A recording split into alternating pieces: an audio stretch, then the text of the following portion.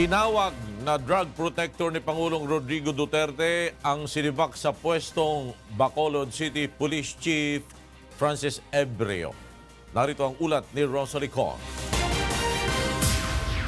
Kwinestyon ni Pangulong Rodrigo Duterte ang kapasidad ni Senior Superintendent Francis Ebreo, ang hepe ng Bacolod City Police na tinanggal nito sa pwesto. Ayon sa punong ehekutibo, naniniwala siyang posibleng hindi sangkot si Ebreo sa drug trafficking pero pinoprotektahan nito umano ang isang drug lord.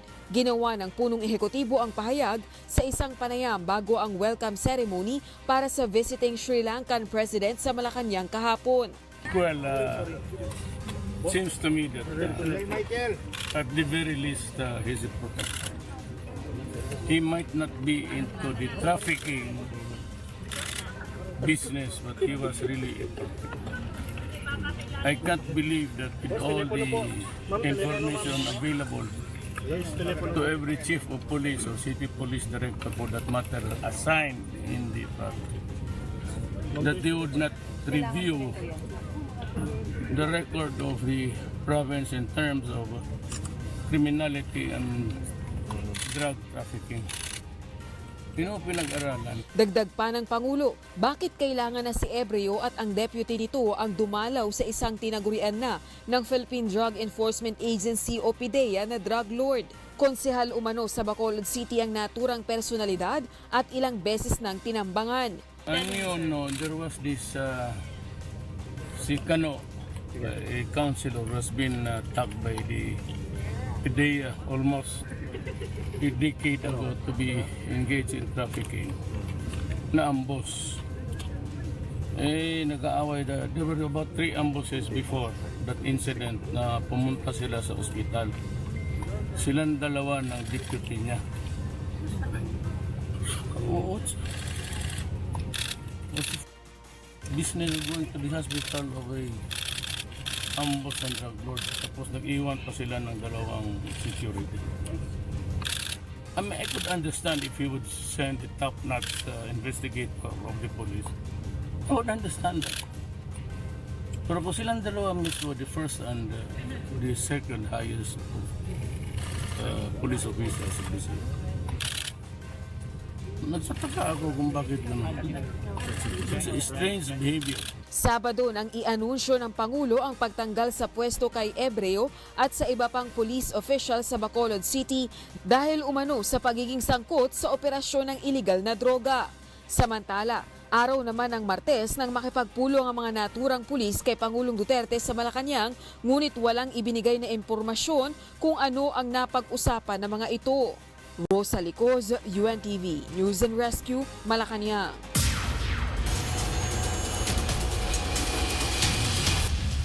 Balik kulungan ang 2 drug suspects matapos mahuli sa buy-bust operation kaugnay ng pagbebenta ng shabu sa Quezon City kagabi.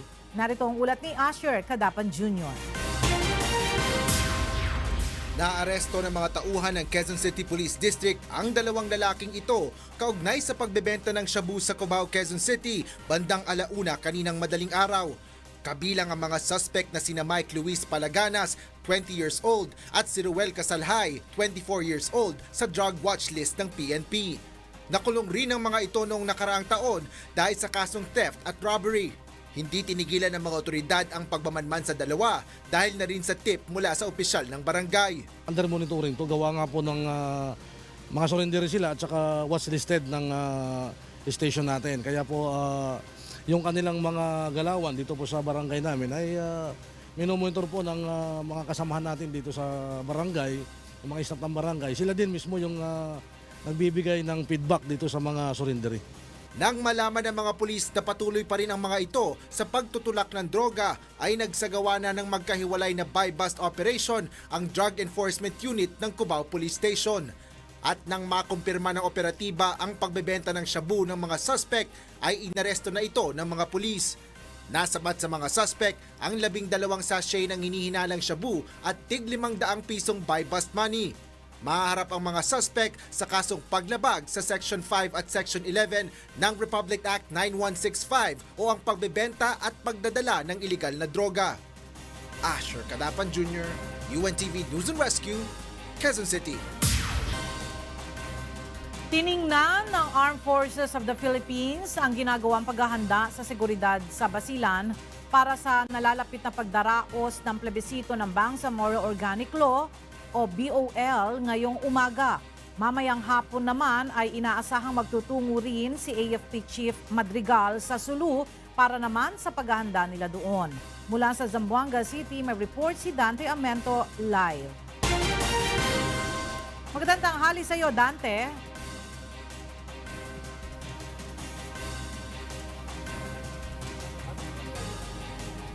General Madrigal kasama ang kanyang mga tauhan sa Armed Forces of the Philippines. Ayon kay Westmincom spokesperson Colonel Jerry Besana, bahagi ito ng isa sa gawang plebisito ng BOL o Bangsamoro Organic Law sa lugar. Tinatayang o tiningnan ang paghahanda sa seguridad at kinausap na rin ang tropa sa kanyang first visit bilang pinuno ng Sandatahang Lakas. Mula sa Basilan Ela, babalik siya rito ngayon sa Western Mindanao Command Headquarters. Mamayang hapon naman ay tutulak sila papuntang Sulu para rin sa tingnan ang paghahanda nila roon sa kanilang seguridad. Part yan ng ginagawa nilang pag-ikot talaga, kasama sila SND, si Chief of Staff, si OPAP umiikot din, si General De La Vega sa atin sa Westmincom umiikot din. Lahat ng preparations tinitingnan nila yan personally, kasi yan yung kautusan naman sa atin ng ating Commander-in-Chief na talagang make sure na yung plebiscite will be undertaken properly, secured, safe. Posibleng makasama nito sina Defense Secretary Lorenzana sa peace rally doon. Una nang sinabi ni Lorenzana na kukumbinsihin nila si Governor Sakurtan na sumama sa BOL na una nang tumutol sa pagsama sa buoing Bangsamoro Region. Samantala, aminado ang AFP na bagamat hangarin nila na makamit ang kapayapaan, may kalayaan ang isang bayan na tumutol upang mapasama sa BOL. Samantala, Ella, kung makikita niyo sa likuran ay naghahanda ngayon o inaabangan ngayon ng mga tauhan ng AFP Western Mindanao Command ang pagbisita o itong kauna-unahang pagbisita ng kanilang bagong pinuno na si General Madrigal. Ella? Maraming salamat, Dante Amento live na nagulat mula sa Zamboanga City. Police in Zimbabwe arrested scores of civilians in a harsh crackdown over protests against dramatic fuel price hikes. Michael Araya has this story. Scores of Zimbabwean civilians, including a prominent activist, were detained and charged with public violence on Wednesday, and others were beaten. Lawyers and witnesses said, pointing to a heavy crackdown on dissent by security forces. Outside the private hospital in Harare, Reuters talked to two men seeking treatment for wounds sustained on Tuesday night. One said soldiers smashed their way into his house and dragged him to an open space where he and around 20 other people were beaten and accused of being protesters. Police said on Tuesday they had arrested more than 200 people following the protests. Soldiers broke into our house in the middle of the night, destroying property in the process. They took turns to beat us, and our room was full of blood.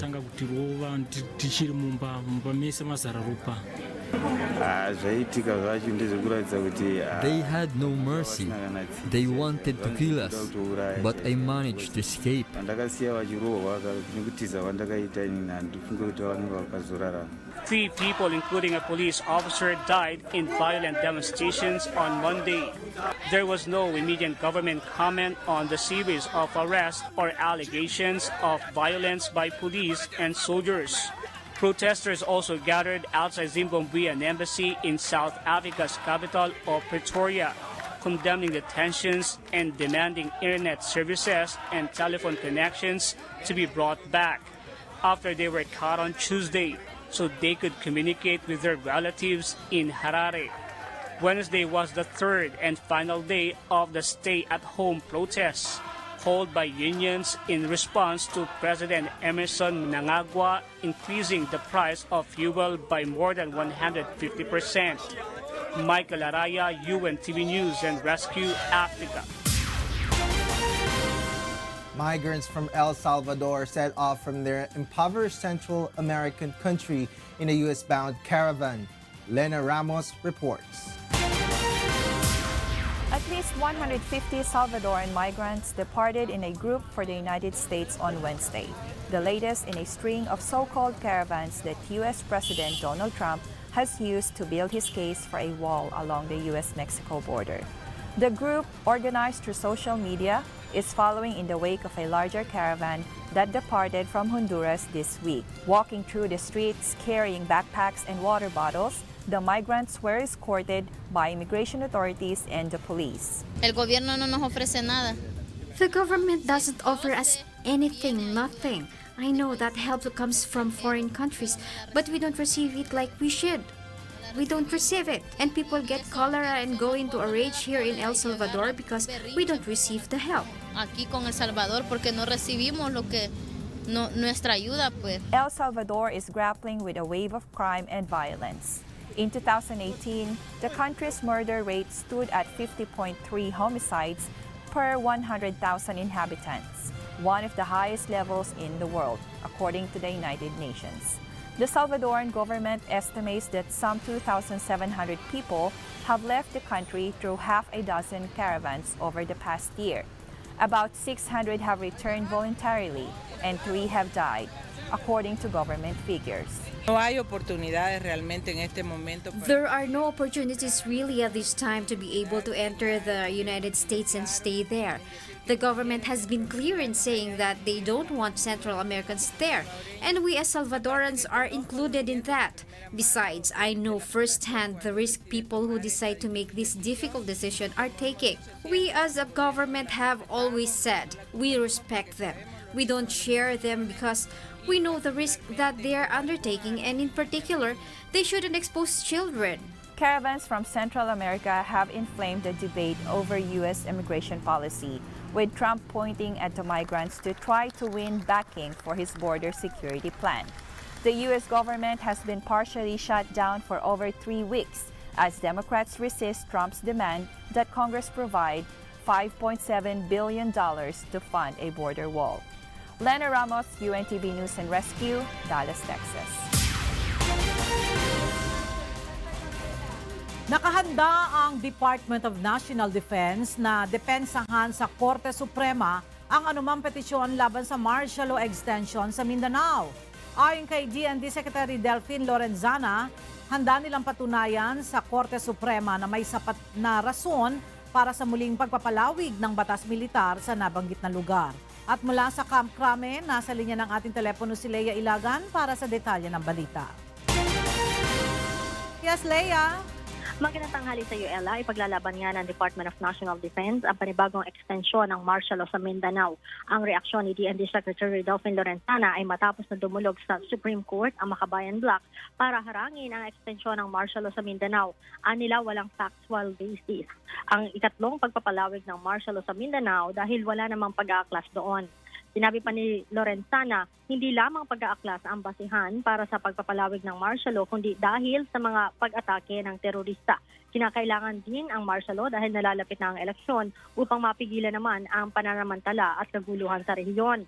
Ayon kay Lorenzana, may sapat na rason ang pagpapalawig ng martial law sa Mindanao, lalo pat patuloy din ang pag-atake ng mga rebelde, kaya naman ilalaban nila ito. Samantala, itinakda ng Korte Suprema ang oral argument sa nasabing petisyon sa January 22 at 23. Balik sa iyo, Ella. Maraming salamat, Leia Ilagan live mula sa Camp Crame.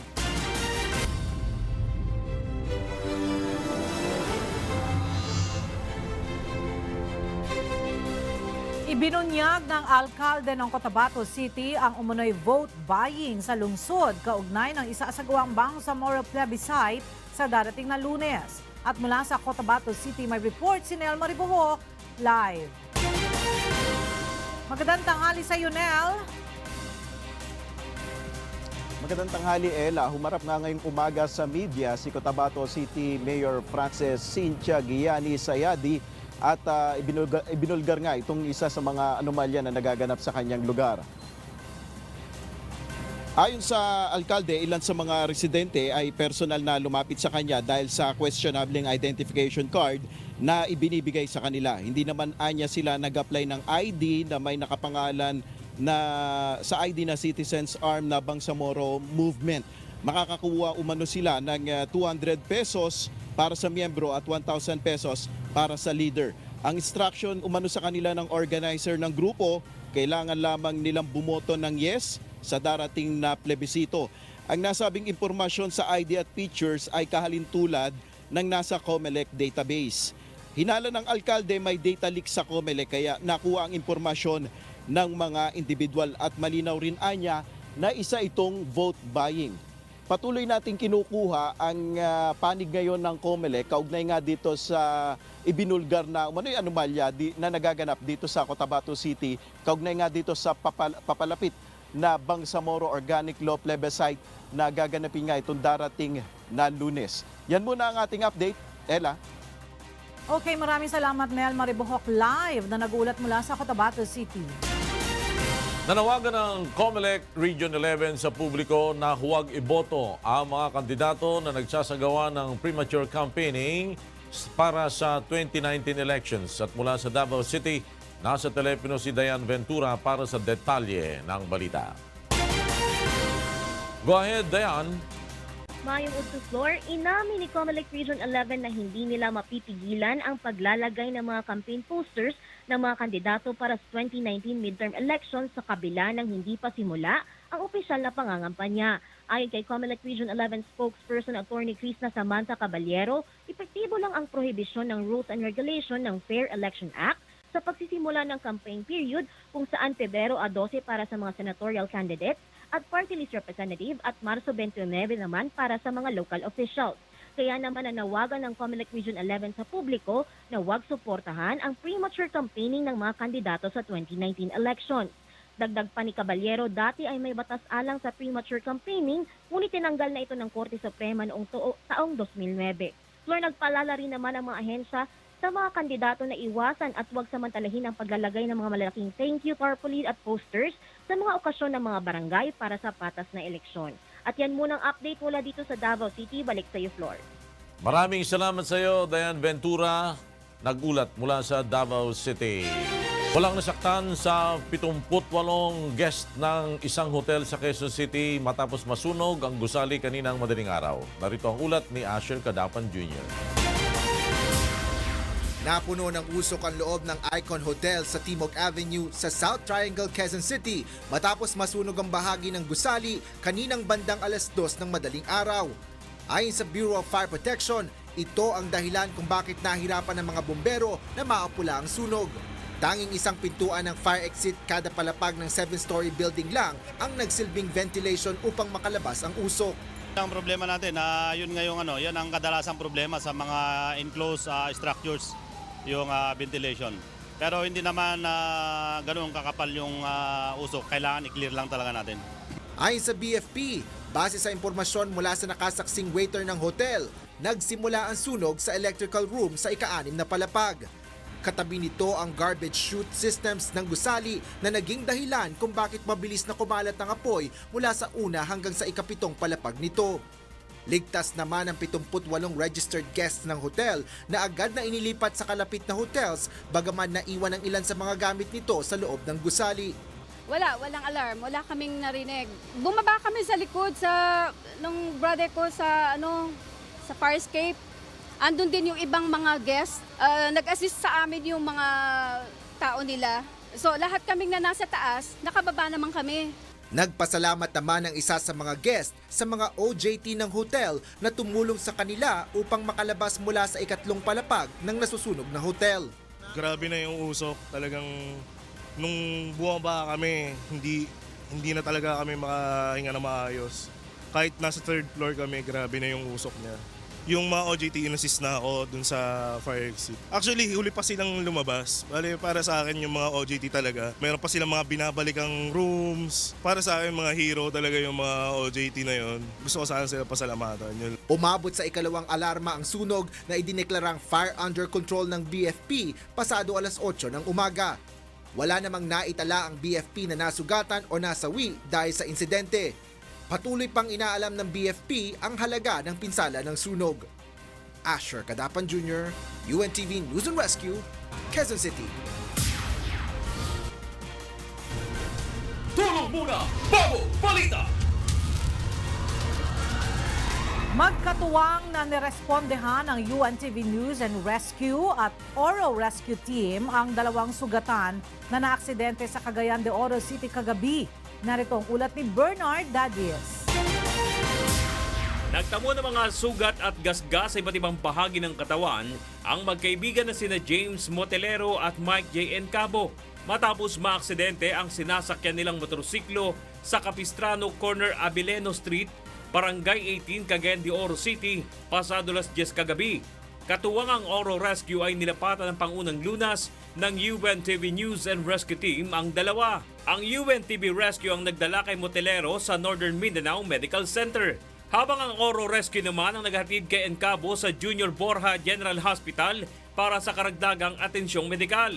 Ayon kay Motelero, habang binabaybay nila ang kahaba ng Marcos Bridge ay may isang motorcycle rider na mabilis ang takbo ang bigla na lamang nag-overtake sa kanila at nahagip ang sinasakyan nilang motorsiklo. Nagkasundo naman na magkabilang panig na hindi na magsasampa ng reklamo at magkakasundo na lang ang mga ito. Bernard Dadies, UNTV News and Rescue, Philippines. Humingi ng extension ng temporary permit ang mga small-scale mining sa Itogon, Benguet para ituloy ang mga hindi pa na-process ang mga mineral ore na nakuha ng minero bago ang stoppage order. Mula sa Baguio City, may report si Grace Doctolero, live. Yes, Grace.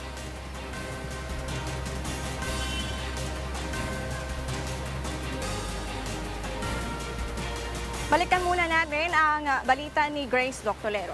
Samantala, nakatakdang isagawa ng DepEd Caraga sa January 26 ang early registration ng elementary at high school upang malaman ang nagiging problema ng mga magulang at mag-aaral sa panahon ng enrollment. Ibibigay sa atin ang ulat na yan ni Raymond Octubre, live. Yes, Raymond? Yes, Janice, maayong udto. Magsugod na karong January 26 hangtod February 22 ang ipahigayong early registration sa Department of Education sa tanan nga mga pampubliko o pribadong eskwelahan, preschool, elementary ug high school diri sa Caraga Region. Janice, tumong niini nga mahatagan o kasulbaran ang mga problema sa mga ginikanan sa pagpa-enroll sa ilang mga anak sama sa kakulangon sa mga requisitos. Ang purpose ng early registration is for us to address yung mga common issues, no? Like for example, nalilate ng pag-enroll kasi kulang ng requirements. Okay, tapos pag nagkaroon naman ng search ng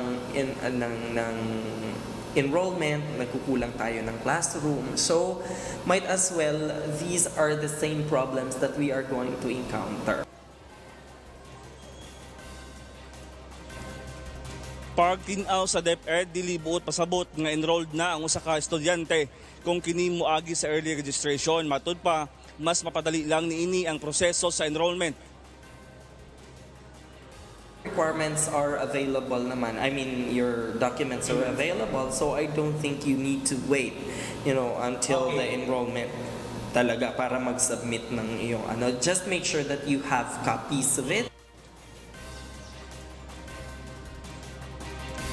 Janice, base sa nakalatid sa Department Order No. 3 Series of 2018, kung ang Basic Education Enrollment Policy, aplikado lang ang early registration sa mga mutungtong pa lang sa kindergarten, grade 1, grade 7 o grade 11. Sumala sa DepEd, ang maong mga estudyante, automatic nang maapil sa expected enrollee sa sunod nga school year. Sa dato sa Department of Education Region 13, mikabat na sa halos 700,000 ang ihap sa mga magtutungha niadtong 2018 hangtod 2019 sa elementary ug high school sa rehiyong Caraga. Janice, naglaom ang Department of Education nga madugangan pa ang ihap sa mga estudyante nga mag-enroll karong umaabot kating eskwela pinaagi sa ilang ipahigayong early registration. Ug mao ng latest, balik sa imo, Janice. Maraming salamat, Raymond Octubre. Samantala, balikan naman natin ang report ni Grace Doctolero mula sa Baguio City. Grace? Naimbag nga aldaw, Janice, inamunganan ti DNR ti may isang aplikasyon para ti minasan ti ili wenno minasang bayan. Daytoy katkitaan dat santap no mapasardeng ti small-scale mining ijay ili ti Itogon. Bulan ti Oktubre din pasardeng ti DNR aming operasyon ti small-scale mining itintirong a Cordillera apaman lang nga napanagnakan nga isu daytoy ti posible nga gapo ti nagsasaruno nga panagriba ti dagdaga pati panagriga ay ti daddo nga bantay nga nakatayan ti nasurok a 60 nga tattao. Iti panag-aprobar ti DNR kat mayanurot matlaang itikideng ti Provincial Mining Regulatory Board iti Benguet. Day indatag tilip mga 8 gasot nga ektarya adan aprobaran nga 56 nga ektarya nga day tilasod o sakop ti Benguet Corporation Private Property. Dakkel abanag daytoy para kadagiti minero ti luwakan uray saan napay nga kayat nga sawen nga mabalindan nga ituloy ti panagminasda. Kinumbersar maten dagiti miyembro ti association nga numabalin ket iya ti dugda ti panagururay da.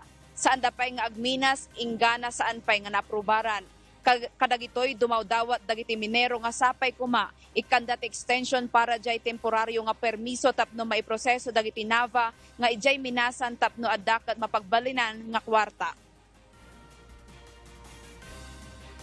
Kaya ito ang pinapanawagan namin sa mga namumuno sa local governments o ibang agencies na kaawaan sana kami na magbigay pa sila ng extension o ano pa man, permit o ano pang klase ng trabaho para makakain ng mga tao dito. Sakbay da nga maka-operate masapol nga mangalat at small-scale mining contract dagiti minero ijay local ti opisina sa Jay Mines and Geosciences Bureau. Dagiti sumaganad nga kasapulan para jay minahang bayan kat Environmental Compliance Certificate o ECC, plano para ti aglawlaw, plano ti panagminas, plano para sa lunat, kan plano para ti panagannad. Pagnamnamaan dagiti residente ti minasan ta isu, pangalaan pagbibiyag ngam dagiti datumak kat saan da makasigurado. Ang gusto namin ipa-implement yung order ni Secretary Simato na yung workplace ng mga minero dapat safe at saka hindi na imimix yung kaninang residential sa kanilang workplace, and then they will do everything as a responsible small-scale mining up to the point that they should sell their gold to the Bangko Sentral ng Pilipinas. Tatada 7 nga aplikasyon para ti minahang bayan nga aday jay opisina ti DNR Central Office kat or-orayan ti PMRB nga maaprobaran. Dayta ti damag ditoy Baguio City ag subikanyam Janice. Maraming salamat, Grace Doctolero. A large ice disk resembling the moon slowly rotates in a river in Maine and creates an amazing sight. Kath Carriedo reports. Maine spectators were delighted to see an ice disk floating and rotating on the Presumpscot River in Maine on Monday. Locals in the city of Westbrook braved freezing temperatures to take in the spectacle as birds clung to the moving frozen disk. Maine media reported that the 100-yard disk was slowly rotating and gaining in size. An ice disk is a natural phenomenon that occurs at bends in rivers when accelerating water creates a force that breaks off a chunk of ice and continually turns it, grinding it against surrounding ice to form a perfect circle. The disks have been recorded across North America and Europe over the past 100 years. Kath Carriedo, UNTV News and Rescue, USA.